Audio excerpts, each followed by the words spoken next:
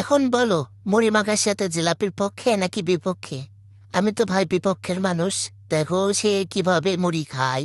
প্রথমে ছোলা দিল, তারপরে দিয়ে দিল জিলাপি। জিলাপিটা ছোট ছোট করে ভেঙে ভেঙে নিল। এরপরে দিয়ে দিচ্ছে মুড়ি। মুড়িটা দিয়ে কিছুক্ষণ নাড়াচাড়া নাড়াচাড়া করে নিচ্ছে। কিভাবে খায় ঝাল আবার মিষ্টি একসাথে, আল্লাহ!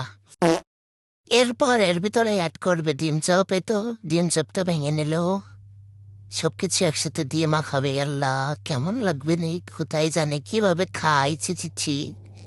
সে সবকিছু মানা যায় ভাই, এর ভিতরে আবার হালিম দেয়। এটা কি তোমরা জীবনে দেখছো? আমি তো আমার লাইফে ফার্স্ট দেখলাম। মুড়ি মাখার সাথে জিলাপি, সাথে হালিম, ছোলাও, তারপরে ডিম চপ।